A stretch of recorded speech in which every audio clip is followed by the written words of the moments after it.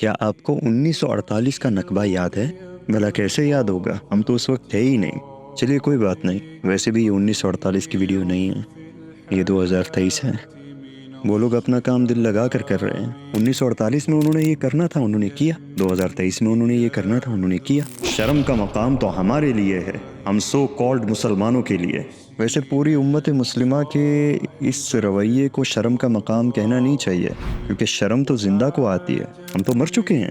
اور ان مسلمانوں کے لیے جو کہتے ہیں کہ کربلا ہو کیسے گئی، ادھر آل محمد صلی اللہ علیہ وسلم شہید ہوتی رہی اور لوگ دیکھتے رہے، تو یہ سب دیکھنے کے بعد احساس تو ہو ہی گیا ہوگا جو کچھ اس کربلا میں ہوا تھا وہی سب آج فلسطین میں ہو رہا ہے، اور ہم سب خود کو مسلمان کہنے والے آرام سے اپنے اپنے گھروں میں بیٹھ کے دیکھ رہے ہیں۔ اور یہ لوگ اس بار 2023 میں اپنا گھر، اپنے بچے، اپنا سب کچھ قربان کر کے جا رہے ہیں۔ ہمارے نبی نے فرمایا تھا کہ میری امت ایک جسم کی طرح ہے، کہ جسم کے ایک حصے کو چوٹ لگتی ہے تو پورا جسم اس درد کو محسوس کرتا ہے۔ تو اگر ہمارے گناہوں کی اور ہماری اس دین اسلام کے ساتھ غداری کی سزائیں ان کو مل رہی ہیں تو انتظار کرو خود کو مسلمان کہنے والوں، ان کی آہیں بھی عرش ہلا رہی ہیں۔ اور میرے نبی کی یہ حدیث بھی پوری ہو کر رہے گی کہ اگر کسی باپ کے 1000 بچے ہیں تو 999 قتل ہو جائیں گے ایک بچے کا۔ جو سب ان کے ساتھ ہو رہا ہے بس انتظار کرو، کیونکہ وہ سب ہمارے ساتھ بھی ہونے والا ہے۔ جب تک ہم اپنے اللہ کے بتائے ہوئے دین پر نہیں چلیں گے تب تک دنیا کا ہر کافر ہمیں ہماری اوقات دکھاتا رہے گا۔